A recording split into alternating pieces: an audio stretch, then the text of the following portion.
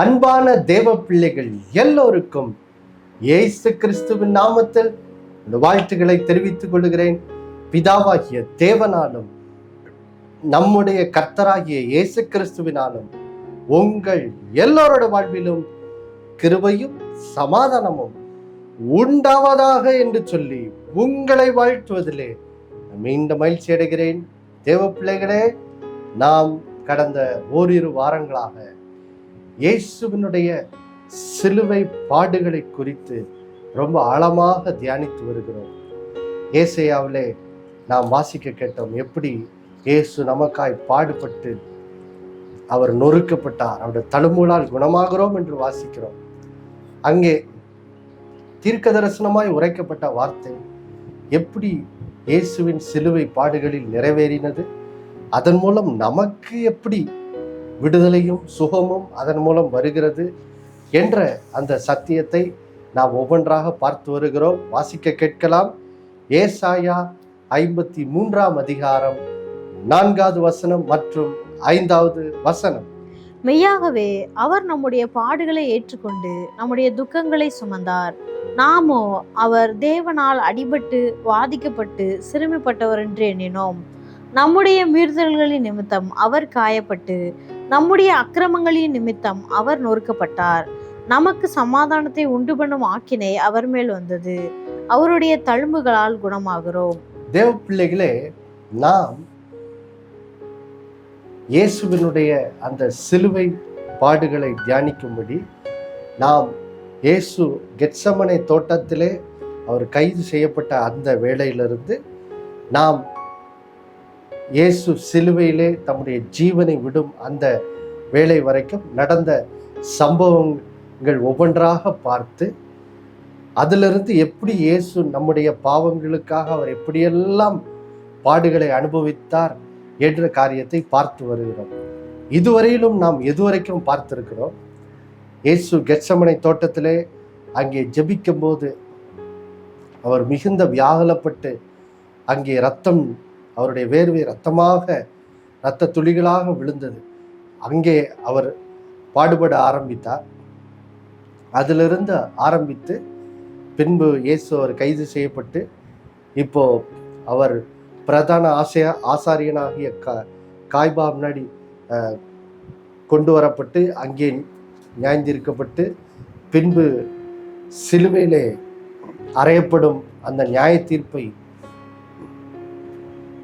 பெரும்படிக்கு யூத தலைவர்கள் எல்லாரும் இயேசுவை பிலாத்தினிடத்தில் கொண்டு வருகிறார்கள். அங்கே பிலாத்து இயேசுவினிடத்தில் ஒரு குற்றமும் காணாதனால அவரை ஏரோதினிடத்தில் அனுப்புகிறார். ஏனென்றால் இயேசு ஊழியம் செய்த இடம் கலிலேய பகுதியாக இருந்தபடினால், பெரும்பாலும் அங்கே தான் ஊழியம் செய்தபடினால் கலிலேய பகுதிக்கு ரோமர்களால் நியமிக்கப்பட்ட தலைமை பதவியில் இருந்த ஏரோது இடத்துல இயேசு அனுப்பப்படுகிறார். அங்கே பாருங்க, இப்போ அது வரைக்கும் நான் கடந்த வாரம் என்ன செய்தோம் பார்த்தோம். கடந்த வாரத்தில் பார்த்தோம் நம்ம எப்படி இயேசு போர்ச்சேவர் கையிலே, பின்பு பிரதான ஆசாரியர் வேதப்பார மூப்பர் கையிலே மற்றும் ஏரோதனுடைய போர்ச்சேவர் கையிலே எப்படி அவர் பரியாசம் பண்ணப்பட்டு அவர்களால் அவர் எப்படி அடிக்கப்பட்டார், அவர் குத்தப்பட்டார் என்று சொல்லியெல்லாம் நம்ம பார்த்தோம். அது வரைக்கும் நம்ம என்ன செய்திருக்கிறோம், இயேசு அனுபவித்த பாடுகளை பார்த்து இந்த பாடுகள் மூலம் ஒவ்வொரு விதத்தில் நமக்கு எப்படி சுகம் உண்டாகிறது என்பதை பார்த்தோம். இந்த நாளிலே நாம் தொடருவோம். இப்பொழுது பாருங்க, இப்போ அடுத்ததாக நாம் எதை பார்க்க போகிறோம் என்றால், இப்போ பாருங்க, ஏரோதினிடத்திலிருந்து திரும்பவும் இயேசுவை பிலாத்தினிடத்திலே கொண்டு வருகிறார்கள். இப்போ பிலாத்து பார்க்கிறார், இந்த யூத மத தலைவர்கள் சொல்லுகிற எந்த குற்றமும் குற்றச்சாட்டும் எல்லாமே அது பொய் தான். இயேசு ஒரு குற்றமும் என்னது செய்யவில்லை என்பதை பிலாத்து காண்கிறார். கண்டவுடன் இப்போ இயேசுவை எப்படியாவது விடுதலை செய்ய வேண்டும் என்று அவர் ரொம்ப ஆர்வமா இருக்கிறார். ஆனா யூத மத தலைவர்கள் ஜனங்களை ஏவி விட்டு இயேசுவை சிலுவையில் அறையும் என்று சொல்லி அவரை எப்படியாவது மரண ஆக்கினைக்கு உட்படுத்தணும்னு சொல்லி இந்த யூத மத தலைவர்களும் ஜனங்களும் எல்லாரும் என்ன செய்யறாங்க, ரொம்ப கூக்குரலிட்டு கொண்டிருக்கிறாங்க. அப்போ இதன் நடுவில் பாருங்க, பிலாத்தினுடைய முறைமையின்படி அவர் எப்பவுமே பஸ்கா பண்டிகை அப்போ ஜனங்களுக்காக ஒரு நபரை அவர் விடுதலை செய்வது அவருடைய வழக்கமாக என்ன செய்கிறது இருக்கிறது. அப்போ அந்த முறைமையின்படி இயேசுவை விடுதலையாக்க அவர் எண்ணமுடையவராக ஜனங்களிடத்தில் என்ன செய்யறார் கேட்கிறார். இந்த வருஷம் பஸ்கா பண்டிகை எப்போ யார் உங்களுக்காக விடுதலை ஆக்கணும் அப்படின்னு சொல்லும்போது அந்த சம்பவத்தை இப்போ வாசிப்போம் பாருங்க. லூக்கா 23ஆம் அதிகாரம் 17வது வசனத்திலிருந்து நாம் வாசிக்க கேட்கலாம். பண்டிகை தோறும் அவர்களுக்கு ஒருவனை அவன் விடுதலை ஆக்குவது அவசியமாய் இருந்தபடியால் அப்படி சொன்னான். ஜனங்கள் எல்லோரும் அதை கேட்டு, இவனை அகற்றும், பரபாசை எங்களுக்கு விடுதலையாக்கும் என்று சத்தமிட்டு கேட்டார்கள். அந்த பரபாஸ் என்பவன் நகரத்தில் நடந்த ஒரு கலகத்தின் நிமித்தமும் கொலை பாதகத்தின் நிமித்தமும் காவலிலே வைக்கப்பட்டிருந்தான். பாருங்கள் தேவ பிள்ளைகளே, இங்கே பாருங்க, இப்போ இந்த வசனத்துக்கு முந்தின வசனத்தை வாசலாம், 15-16வது வசனமும், உங்களை ஏரோதனிடத்திற்கும் அனுப்பினேன், அவரும் இவனிடத்தில் குற்றம் காணவில்லை, மரணத்துக்கு ஏதுவாக இவன் ஒன்றும் செய்யவில்லையே, ஆனபடியால் இவனை தண்டித்து விடுதலையாக்குவேன் என்றான். அப்போ பாருங்க, பிலாத்து அந்த யூத மத தலைவர்களை பார்த்து சொல்றாரு, இவரிடத்தில் நாங்கள் ஒரு குற்றமும் என்னது காணவில்லை. நீங்க பல குற்றச்சாட்டுகளை வைக்கிறீங்க, ஆனா இவர் எந்த குற்றமும் செய்யவில்லை என்பது எனக்கு இவரை விசாரிக்கும் போது, நல்லா இயேசு விசாரிக்கும் போது எனக்கு தெரியுது அப்படின்னு சொல்லி பிலாத்து பாருங்க யூத மத தலைவர் இடத்துல சொல்றாரு. ஏரோது இடத்துல அனுப்பினேன், ஏரோதும் இவரிடத்துல ஒரு குற்றமும் காணவில்லை, அதனால் இவரை நான் விடுதலையாக்குவேன்னு சொல்லி இயேசு எப்படியாவது விடுதலையாக்கணும்னு சொல்லி பாருங்க பிலாத்து எண்ணமுடையவனாக தான் இப்போ பாருங்க பண்டிகை தோறும் அவர்களுக்கு ஒருவரை விடுதலையாக்குவார. இப்போ யாரை விடுதலையாக்கணும், பரபாசாயா இயேசுவியா அப்படின்னு சொல்லி ஜனங்களிடத்துல கேட்கும் போது பாருங்க ஒரு வேதனையான காரியத்தை ஜனங்கள் அங்கே சொல்லுகிறார் பாருங்க. ஜனங்கள் எல்லாரும் அதை கேட்டு, இயேசுவை அகற்றும், பரபாசை எங்களுக்கு விடுதலையாக்கும் என்று சத்தமிட்டு என்ன செய்தார்கள் கேட்டார்கள். யோசித்து பாருங்கள் தேவ பிள்ளைங்களே, இந்த ஜனங்கள்லாம் யாரு? 3.5 ஆண்டு காலமாக இயேசு அந்த இஸ்ரேல் தேசம் எங்கும் நடந்து தெரிந்து ஜனங்களுக்கு ராஜ்யத்தின் நற்செய்தியை கூறி அவர்களில் வியாதியாய் இருந்த எல்லோரையும் இயேசு என்ன செய்தார்? சுகமாக்கினார். ஜனங்களுக்கு பிசாசின் பிடியிலிருந்து விடுதலை ஆக்கினார். அவ்வளவு நன்மைகளை இயேசு அந்த ஜனங்களுக்கு 3.5 ஆண்டு காலமாக செய்தார். ஆனா இயேசுவினிடத்திலிருந்து அவ்வளவு நன்மையை பெற்ற அந்த ஜனங்கள் பாருங்க, அன்றைக்கு பிலாத்து உங்களுக்கு இயேசுவை நான் விடுதலை செய்யவா அப்படின்னு கேட்டபோது அந்த ஜனங்கள் எல்லாம் சொல்றாங்க, இயேசுவை எங்களுக்கு விடுதலையாக்க வேண்டாம், அவரை அகற்றும், அவரை சிலுவையில் அறையும். யாரை அப்போ விடுதலையாக்கணும்னா பரபாசை எங்களுக்கு நிச்சயம் விடுதலையாக்குன்னு கேட்கிறாங்க. இந்த பரபாஸ் யாரா? இவன் பாருங்க, இவன் ரோமர்களுக்கு விரோதமாக கலகம் செய்தபடியால், இவன் கொலை பாதகனாக இருந்தபடினால், இவன் ஒரு பெரிய குற்றம் செய்திருந்தபடினால் இவன் சிறைச்சாலையில என்னது அடைக்கப்பட்டவன். பரபாஸ் ஒரு பெரிய குற்றவாளி, மோசமான பாவம் செய்தவன். இவனை எங்களுக்கு விடுதலையாக்குன்னு சொல்லி அந்த ஜனங்கள் என்ன செய்யறாங்கன்னு கேட்கிறாங்க. யோசித்து பாருங்கள் தேவ பிள்ளைகளே, எந்த ஜனங்களுக்காக இயேசு நன்மை செய்யும்படி இந்த உலகத்துக்குள் வந்தாரோ, இப்ப அந்த ஜனங்களே இயேசுவை என்ன செய்கிறார்கள்? நிராகரித்து விட்டார்கள் பாருங்க. அதனால்தான் நம்ம யோவான் 1ஆம் அதிகாரம் 11வது வசனத்துல வாசிக்கிறோம் பாருங்க, வாசிக்க கேட்கலாம். யோவான் 1:11, அவர் தமக்கு சொந்தமானதிலே வந்தார், அவருக்கு சொந்தமானவர்களோ அவரை ஏற்றுக்கொள்ளவில்லை. பாருங்க, இயேசு தமக்கு சொந்தமானவர்களிடத்துல தான் வந்தாரு, ஆனா அவருக்கு சொந்தமானவர்கள் அவரை என்ன செய்யல? ஏற்றுக்கொள்ளவில்லை. இயேசுவை அந்த ஜனங்கள் என்ன செய்தார்கள்? நிராகரித்தார்கள். பரபாசை எங்களுக்கு விடுதலையாக்கும் சொல்லி கேட்டு கடைசியில ஒரு குற்றவாளி அன்னைக்கு என்ன செய்யப்பட்டான்? விடுதலையாக்கப்பட்டான். பாருங்கள் தேவ பிள்ளைகளே, இந்த சம்பவத்துல இயேசு சிலுவையில நமக்கா என்ன செய்தார் என்பது ரொம்ப தெளிவா என்ன செய்து விளங்குது. பாருங்க இந்த பரபாஸ் அப்படிங்கிற பேருக்கு அர்த்தம் என்னவென்றால் பிதாவினுடைய மகன், சன் ஆஃப் அ ஃபாதர். அதான் இந்த பரபாஸ் அப்படிங்கிற வார்த்தைக்கு அர்த்தம். பாருங்க, அப்போ யோசிச்சு பாருங்க, உண்மையிலே யார் பிதாவினுடைய குமாரனாக இருந்தார்? இயேசு கிறிஸ்து தான். இயேசு கிறிஸ்து தான் பிதாவினுடைய குமாரன். இந்த பரபாஸ் யாரு?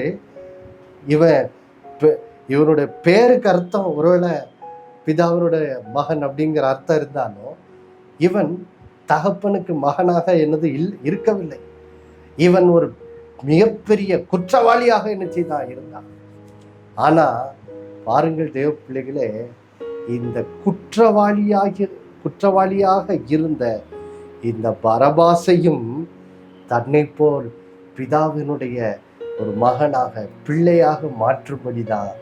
பாருங்கள் தேவ பிள்ளைகளே, இந்த பரபாசனுடைய குற்றத்தை இயேசு சிலுவையிலே சுமந்து இந்த குற்றவாளியாய் இருந்த பரபாசை என்ன செய்தார்?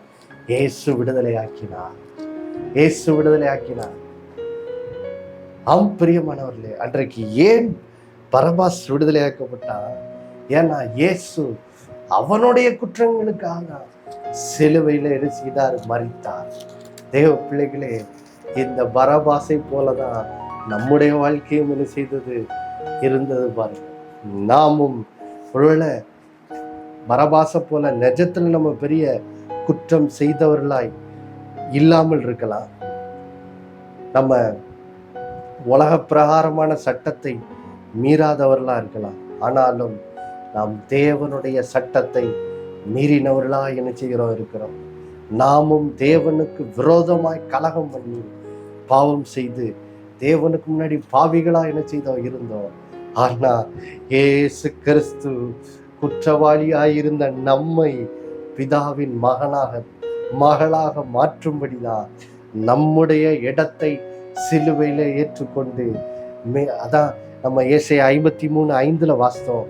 நம்முடைய மீறுதல் நிமித்தம் அவர் காயப்பட்டு, நம்முடைய அக்கிரமங்கள் நிமித்தம் அவர் சிலுவையிலே நொறுக்கப்பட்டார். நமக்கு சமாதானத்தை உண்டு பண்ணும் ஆக்கினை இயேசுவின் மேல் என்ன செய்தது? வந்தது. பிரியமானவர்களே, அன்றைக்கு அந்த இஸ்ரேல் ஜனங்கள் எல்லாரும் இயேசுவை நிராகரித்தாங்க. ஆனா அவர்களுடைய பாவங்களுக்காக தான் இயேசு சிலுவையிலே அடிக்கப்பட்டு, பாருங்க, அதன் மூலமா ஒருவேளை அன்னைக்கு இயேசுவை சிலுவையில் அறையும் என்று கதறி அன்றைக்கு கூக்குரல்ட்ட அநேக ஜனங்கள்ல பாருங்க, அநேகர் பின்பு பேதுரு மற்றும் அப்போஸ்தலருடைய ஊழியத்தினால பின்பு அதுல ஒரு கூட்டத்தினராட்சி என்ன செய்திருப்பாங்க? மனம் திரும்பி இருந்திருப்பாங்க. அவர்கள் பிதாவினுடைய மகள்களாக என்ன செய்யப்பட்டிருப்பாங்க? மாற்றப்பட்டிருப்பாங்க. ஆனா அப்படி மாற்றப்படும்படிதான் இயேசு சிலுவையில என்ன செய்தார்? பாருங்க, மரித்தார். தேவ பிள்ளைகளே, அப்போ அன்னைக்கு பாருங்க, அந்த பராபஸ் விடுதலையாக்கப்பட்டதுலேயே ஒரு பெரிய சுவிசேஷ செய்தி என்ன செய்கிறது? இருக்கிறது. பாருங்க, அப்போ இப்படி பாருங்க, தாம் நன்மை செய்த ஜனங்கள் இயேசுவை நிராகரித்தார்கள். ஆனா பாருங்க, இயேசு அவர்களுக்காக தான் சிலுவையில் என்ன செய்தார்? மரித்தார். அவர்களுக்காக தான் பாடுபட்டு நொறுக்கப்பட்டார். இப்போ பாருங்க, அடுத்ததாக இப்போ ஜனங்கள் எல்லாரும் ஒரே கூக்குரலிட்டு இயேசுவை சிலுவையில் அறையும்னு கூக்குரலிட்டதுனால இப்போ பிலாத்து கடைசியில் பார்க்குறாரு, இயேசுவை விடுதலையாக்க வேற வழியே இல்லைன்னு சொன்னோடனே அவர் கையை கழுவி பாருங்க, ஜனங்களுடைய இஷ்டத்துக்கு ஒப்பு கொடுத்து பாருங்க, இயேசு சிலுவையில் அறையப்படும்படி பிலாத்து என்ன செய்யறாரு? ஒப்பு கொடுக்கிறாரு. இப்போ பாருங்க, என்ன இப்போ இயேசு அனுபவித்த பாடுகளை நாம் வாசிக்கலாம். மார்க்கு 15:15 வசனத்திலிருந்து 20 வசனம் வரைக்கும். அப்பொழுது பிலாத்து ஜனங்களை பிரியப்படுத்த மனதுள்ளவனாய் பரபாசை அவர்களுக்கு விடுதலையாக்கி இயேசுவையோ வாரினால் அடுப்பித்து சிலுவையில் அறையும்படிக்கு ஒப்பு கொடுத்தான்.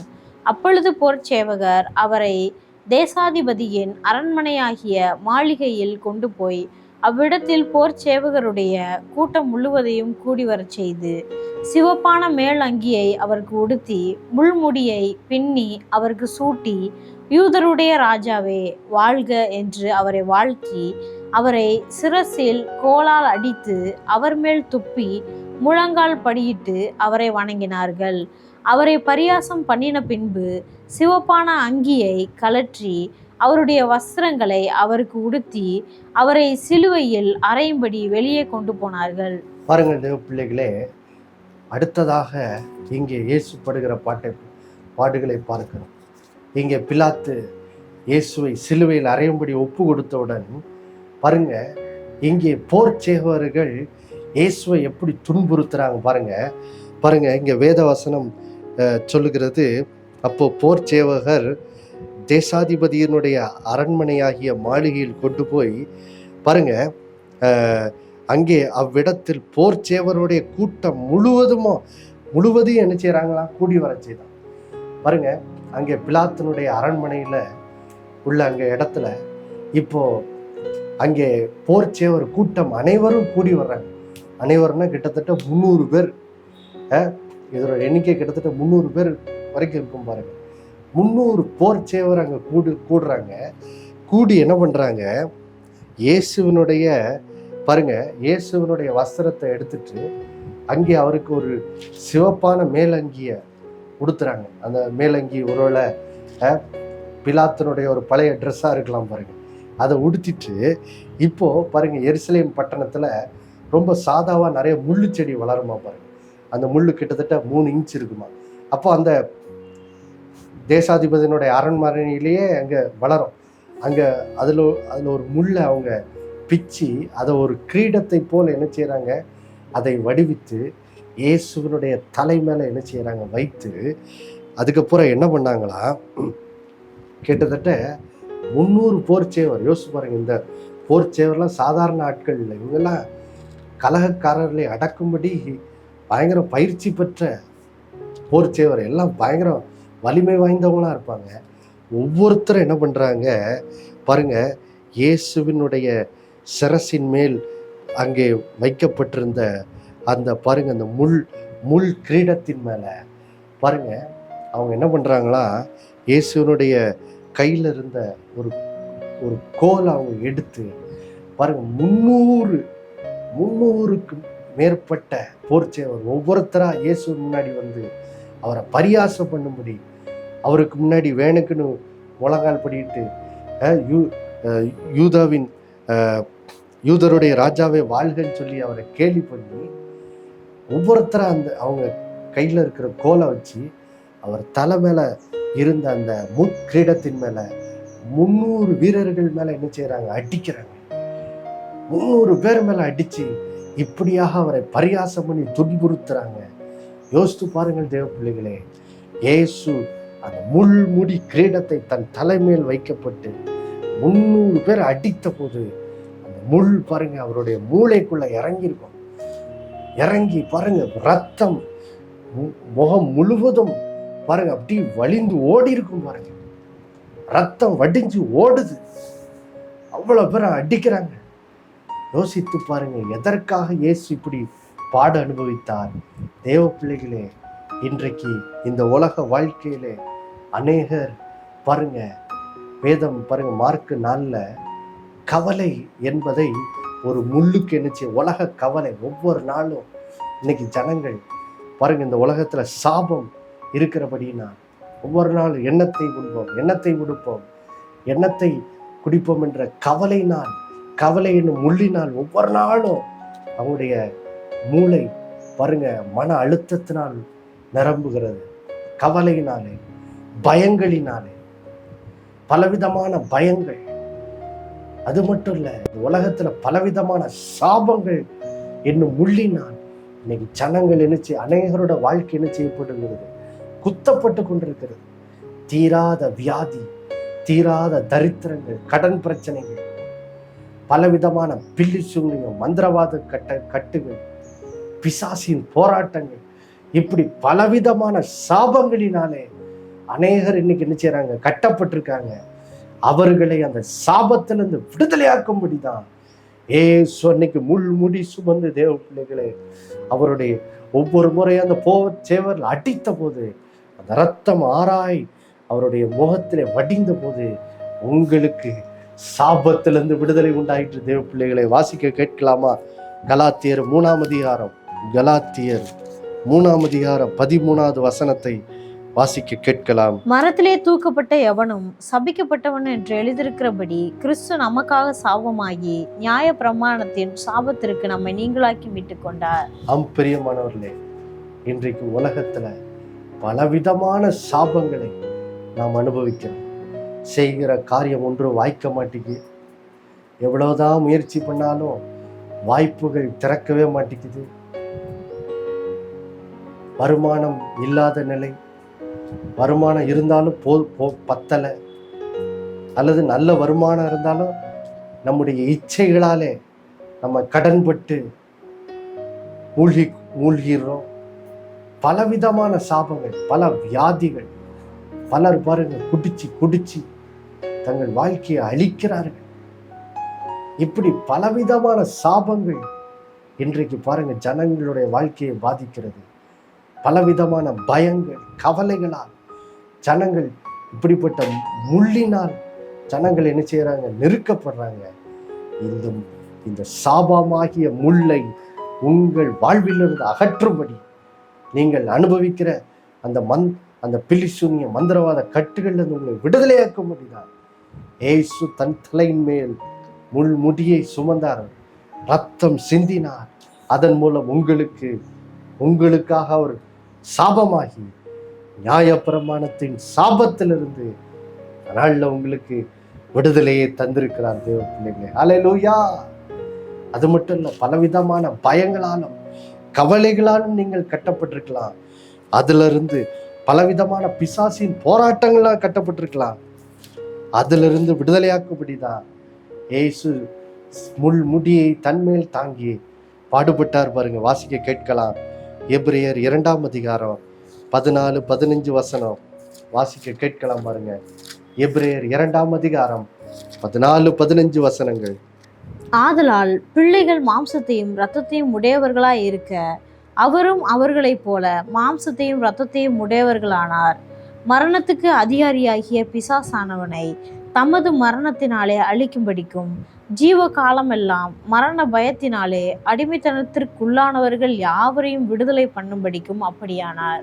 பிரியமானவர்களே, உங்களை மரண பயத்தில், உங்களை பிடித்திருக்கிற சகல பயத்தின் அடிமைத்தனத்திலிருந்து, சகல கவலை என்னும் அந்த முள்ளு போல குத்தி கொண்டிருக்கிற அடிமைத்தனத்திலிருந்து விடுதலையாக்கும்படிக்குதான் சிலுவையில இயேசு மரணத்துக்கு அதிகாரிய பிசாசானவனை இயேசு தம்முடைய மரணத்தினாலே அழித்து உங்களை அடிமைப்படுத்தியிருக்கிற சகல பயத்திலிருந்து உங்களுக்கு விடுதலை தந்திருக்கிறார். இந்த நாளிலே பாருங்க, நீங்க அனுபவிக்கிற சகல சாபங்கள்லேருந்தும் உங்களுக்கு விடுதலை உண்டாயிருக்கிறது. சகல பிசாசு போராட்டங்கள்லேருந்தும் இயேசு அந்த தாங்கின முடி அது மூலம் சிந்தின ரத்தத்தின் மூலம் உங்களுக்கு விடுதலை உண்டாயிருக்குது. இப்பொழுதும் உங்களுடைய இந்த விடுதலைக்காக இப்பொழுது நான் கண்களை மூடி ஜெபிக்கலாமா? எல்லாரும் கண்களை மூடி ஜெபிக்கலாம். நன்றி ஆண்டவரே, நன்றி பிதாவே, பரலோக தகப்பனே. ஆண்டவராகிய இயேசுவின் மூலமாய் வருகிறோம். அந்த நாளிலே இயேசு சிலுவையிலே ஆண்டவரே, அங்கே அவர் எப்படி தான் நன்மை செய்த ஜனங்களால் சிலுவையில் அறையும்படி ஆண்டவரை ஜனங்களால் நிராகரிக்கப்பட்ட அந்த பாடை அவர் எப்படி சுமந்தார், எப்படி முள்முடி சுமந்து அவர் ரத்தம் சிந்தினார் என்றதை பார்த்தோமே. இதனாலே அப்பா ஸ்தோத்திரம்ப்பா. ஆண்டவரே, பராபாசை போல் தேவனுடைய ஆண்டவரே ஸ்தோத்திரம், தேவனுடைய சட்டத்தை மீறி தேவனுக்கு முன்பாக குற்றவாளிகளாய் இருக்கிற எங்களை ஆண்டவரே பிதாவின் மகள்களாக மாற்றும்படி இயேசு எங்களுக்காய் சிலுவையில பாடுபட்டாரே, எங்களுக்காக அவர் நொறுக்கப்பட்டாரே, அடிக்கப்பட்டாரே. இந்த நாளிலே யாரெல்லாம் ஆண்டவரே பாவத்திலே வாழ்ந்து கொண்டிருக்கிறார்களோ அவர்களும் தேவனுடைய பிள்ளைகளாய் ஆண்டவரே குமாரர் குமாரத்திகளாய் மாற்றப்படும்படி நாளிலே உம்முடைய சிலுவை ரத்தம் அவர்கள் மேலே விழட்டும். அவர்கள் இயேசுவை ஆண்டவராய் ஏற்றுக்கொண்டு உம்முடைய பிள்ளைகளாய் மாற்றப்பட முடியாது ஜெபிக்கிறப்பா. அது மட்டும் இல்லை, யார் யாரெல்லாம் பலவிதமான சாபங்கள், பயங்கள், ஆண்டவரே கவலைகள், ஆண்டவரே பிசாசின் போராட்டங்கள், பில்லி சுனியின் கட்டுகள்லாம் கடந்து போறாங்கள, இப்பொழுது கிறிஸ்து அவர்களுக்காய் சாபமாகி நியாயப்பிரமாணத்தின் சாபத்திலிருந்து அவருடைய இரத்தத்தினால் அவர்களுக்கு விடுதலை அளித்தாரே, இப்பொழுது அந்த விடுதலை, அந்த மீட்பு இயேசுவின் இரத்தத்தினால், இயேசுவின் நாமத்தினால் அந்த மீட்பு உடைய பிள்ளைகளோட வாழ்க்கையில உண்டாகட்டும். எல்லா போராட்டங்களிலிருந்து விடுதலை உண்டாகட்டும். உடைய ஆசீர்வாதம் உடைய பிள்ளைகளோட வாழ்க்கையிலே இயேசு நாமத்தில் உண்டாகட்டும். செய்ததுக்காக நன்றி. இயேசுவின் மூலம் வேண்டிக் கொள்கிற நல்ல பிதாவே, ஆமென். மறுபடியும் அடுத்த வாரம் சந்திக்கும் வரை உங்களை நினைப்பூட்டுகிறேன். இயேசுவை ஆண்டவர். ஒவ்வொரு நாளும் அவர் மேல் விசுவாசம் வைத்து வாழுங்கள். ஆமென்.